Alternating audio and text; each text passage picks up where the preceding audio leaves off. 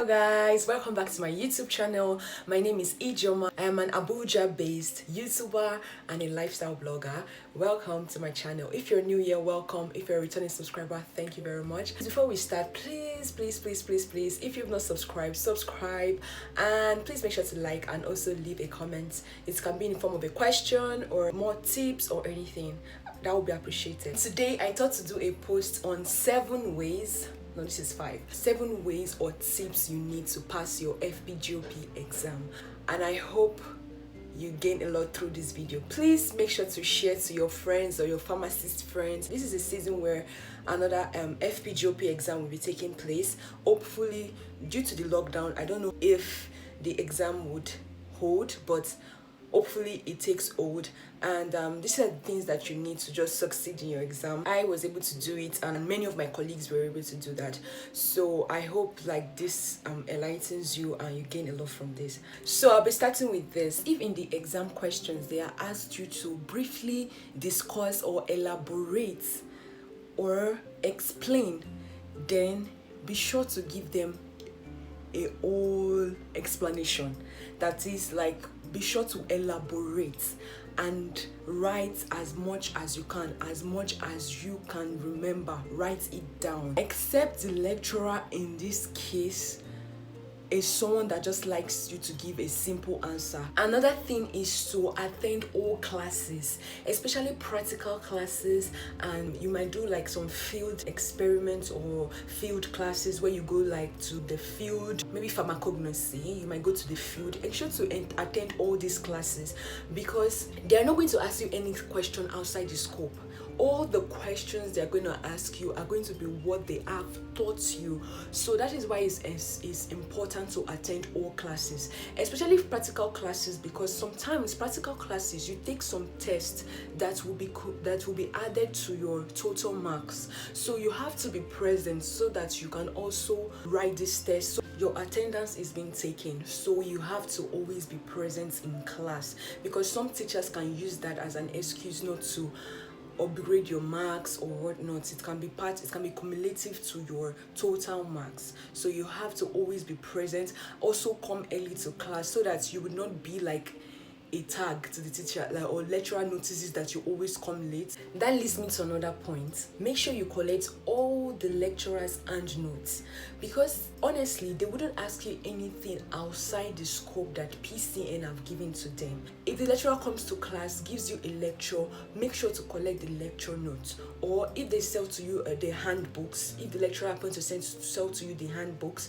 then buy the handbooks and read everything from back to back. Don't miss any topic, don't miss any subtitle. This leads me to my next point. You can try to get the past questions, because it's not PCN setting the exams, it's the lecturer setting the exams. The exam questions, even if it might not be the same, it will still be similar since it's the same topics they teach every year. So you can just collect past questions that you can use to answer questions for yourself, like when you're going through your personal study or something like this.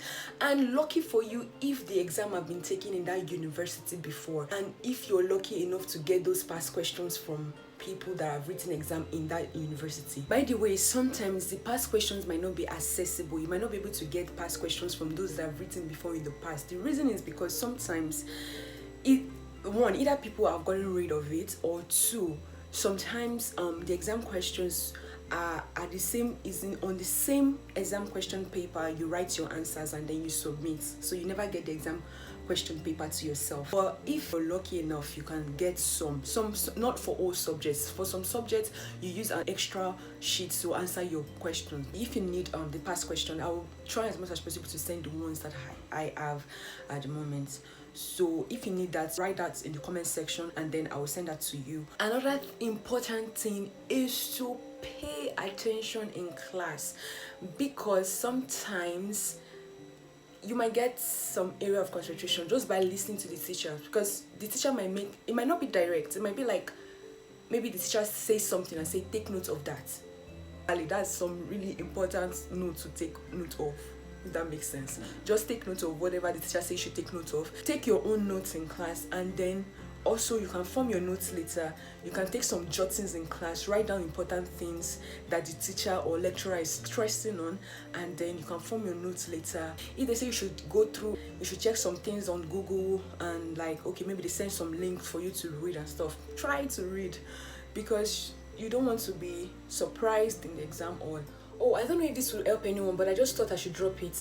You have to also get an exercise book, because you are in school. It's a lecture, like you're going to take lectures. So I don't know, it depends on you. If you want to get like different exercise books for each subject, which there are about 7 subjects, then you can do that. Or if you want to get like this voluminous book where you have like different subjects in, that has like different subjects, different notebooks in each of them, you can get that one and then use it.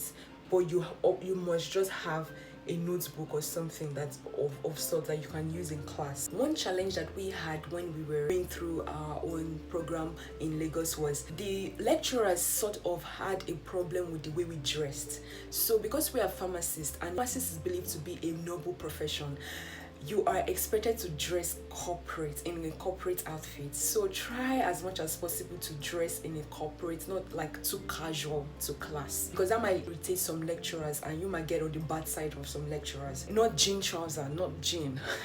Don't come with jeans. Maybe sometimes, depending, maybe after like 2 weeks, when you've gotten familiar with the environment and know what each lecturer expects from you, then you can dress according to each class or whatever you're having that day. You understand what I mean? Start as much as possible to start preparing from the first day you start your classes. Don't wait and compile everything to the revision week. That would just be too much stress on your brain. Your brain will just feel so saturated that it cannot take anything, except you are that much of a genius.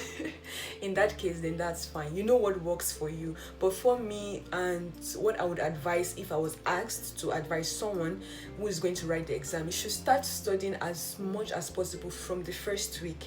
Try studying, because as time goes on, you will get lots of lecture materials, and that might be too much for you to comprehend, since most of these topics are topics that you are not used to because you didn't study here in Nigeria. There are some courses, like 2 exceptional courses, in which you have to get 60%. Like the other courses you get 50%. It's okay, 50% is the pass mark.